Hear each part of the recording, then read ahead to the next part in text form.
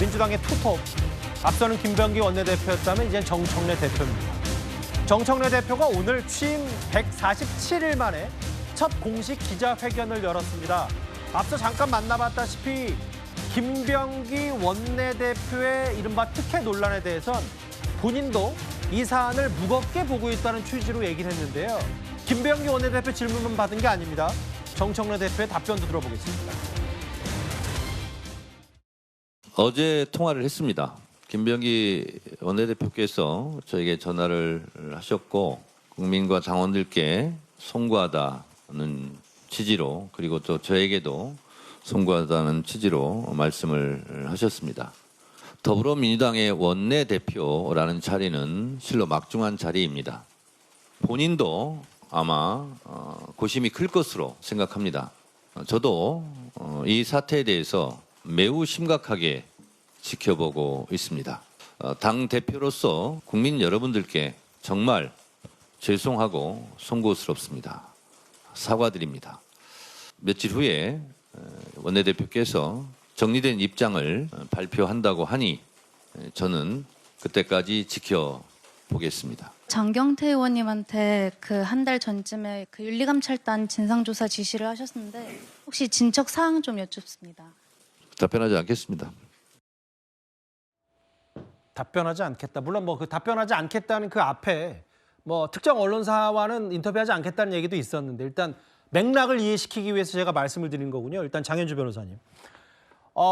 모르겠어요. 그러니까 정청래 대표 생각에는 김병기 원내대표의 건과 장경태 의원, 그리고 최민희 의원 건의 여러 의혹과 논란이 동일선상에서 볼 수 없었는지는 모르겠지만 조금 입장이 다릅니다. 저희가 어떻게 받아들이면 될까요? 글쎄요, 저는 뭐 이런 부분들을 두고 뭐 정청래 대표가 그러니까 뭐 김병기 원내대표에 대해서만 지금 좀 뭐 엄중하게 본다든지 뭐 심각하게 본다든지 이렇게 메시지를 내는 것 아니냐라고까지 평가할 일은 아니라고 생각합니다. 네. 왜냐하면 뭐 장경태 의원이나 또는 최민희 의원 같은 경우에는 뭐 여러 가지들이 그동안 논란이 된 적이 있기는 있지만 예. 사실 지금 김병기 원내대표는 말 그대로 지금 집권 여당의 원내대표의 위치에 있고 그리고 여러 가지 폭로들이 계속해서 마치 시리즈처럼 지금 터져 나오고 있는 중이거든요. 예. 또 국민들의 관심도 많이 받고 있는 사안이기 때문에 당연히 집권 여당의 당 대표로서 이 부분에 대해서 엄중하게 보고 있다라는 메시지가 나올 수밖에 없는 것이고 게다가 원내대표의 신분에 있기 때문에 원내대표가 아마 며칠 내로 본인의 어떤 입장을 정리해서 발표하게 되는 것 이것까지 기다리겠다라고 입장을 낸 것이라고 봐야 될 것 같습니다. 예. 다만 뭐 장경태 의원에 대해서도 관련된 어떤 성추행과 관련된 그런 비리 의혹들이 나왔을 때 이 부분을 또 윤리감찰단에 조사를 하라고 또 지시를 했던 것도 당대표였기 때문에 당 예. 차원에서 그런 조사도 일단 진행되고 있는 부분들이 있습니다. 그렇기 때문에 이렇게 생각한다면 마치 어떤 정치인들에 대해서만 엄중하게 목소리를 낸다라고 지금 볼 상황은 아니지 않겠나라고 판단됩니다. 예, 참 여당 대표의 기자회견이 처음이잖아요. 그렇죠. 기자회견 안 하기로 아주 유명한 이 대표가 이제 기자회견을 했는데 답변하지 않겠습니다라는 이야기를 하는데 답변 안 하려면 뭐하러 기자회견해요? 답변하지 않으면 계속 그냥 하지. 참 이 질문에 대해서 국민들이 궁금해하는 질문에 대해서 기자들이 대신 질문을 하는 것인데 답변하지 않겠다는 저 정청래 대표의 대답을 들으니까 참 기가 막힙니다. 더군다나 예. 이 정청래 대표는 지금 김병기 원내대표와 그의 사이가 껄끄럽죠. 지난번에 이제 특검 연장안하고 금융 관련된 기관들에 대한 정부조직법 개편 이거를 김병기 원내대표가 합의를 했어요. 맞아요. 근데 그 합의를 뒤집었지 않습니까? 그러면서 김병기 원내대표가 굉장히 그때 화를 냈던 그런 측면이 있고 그 이후에 서로 관계가 굉장히 서먹해졌다는 거죠. 정확히 기억하자면 뭐 정청래 대표, 정청래에게 물어보라 뭐 이렇게 김병기 원내대표 그렇죠. 얘기했었나요? 이제 그런 사이였는데 특히 이제 이 사안 자체가 굉장히 이제 당내 갈등으로 이어지는 게 김병기 원내대표는 누가 봐도 이재명 대통령의 어떤 직계로 볼 수 있습니다.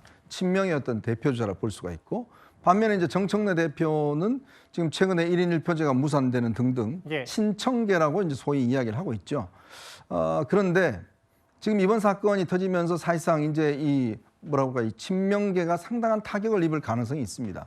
즉 원내를 주도했던 지금 원내대표가 만약 이 사건으로 상처를 입을 경우에 사실 친명계 입장에서는 굉장히 타격이 큰데 예. 글쎄 정청래 대표가 굉장히 엄중하게 보고 있다는 저 의미가 사실상 이제 뭔가 이 김병기 원내대표의 거취를 촉구하는 듯한 느낌으로 저는 들리거든요. 예. 뭐 모르겠습니다. 앞으로 어떻게 될지 모르겠지만 그러나 정청래 대표 입장에서는 글쎄요, 제 느낌입니다만은 그렇게 심각한 것 같지는 않습니다만은 그만큼 지금 당내 갈등이 자칫하면 이 사건으로 인해서 예. 다시 불거질 조짐이 있다. 왜냐하면 조만간 1월 달에 지금 이 최고위원 보궐선거가 있습니다. 그렇죠. 거기에 지금 친청, 친명계가 지금 다 출마해 싸우고 있어요. 뭐 그 이성윤 의원은 제 기억에는 정청래 대표 흔들면 내란 세력이라까지 얘기를 했었잖아요. 이성윤 고장머리 의원. 고쳐놓겠다 뭐 예. 등등 뭐 이런 이야기 문정복 의원이 이야기하기도 하고 굉장히 이 다툼에 이런 어떤 이번에 김병기 원내대표의 문제가 좀 기름을 부을 수 있는 상황이 되지 않을까라는 그런 우려도 있습니다. 그런데요, 참 공교롭게도 알려지기로는 이 직접 메시지를 장경태 의원 관련해서 내지 않았는데 정청래 대표가 장경태 의원이요. 성추행 의혹에 연루된 여성의 전 남자친구가 아예 장경태 의원을 직접 고소까지 했습니다. 추행은 없었습니다. 이 사건은 데이트 폭력 사건입니다. 갑자기 한 남성이 나타나 큰 소리를 지르며 폭력을 행사하기 시작했고 그 자리를 떠났습니다. 그 이후 누군가 남성의 폭력 행위를 막기 위해 경찰에 신고까지 하였고 경찰과 고소인의 여동생까지 와서야 상황이 정리되었다는 얘기를 들었습니다. 그 당시 경찰 출동이 추행이었다면 저는 이미 무조건 조사를 받지 않았겠습니까? 추행은 전혀 없었다는. 없었습니다. 네. 오히려 그 영상에서 보면 제가 오히려 피해 아닌가요?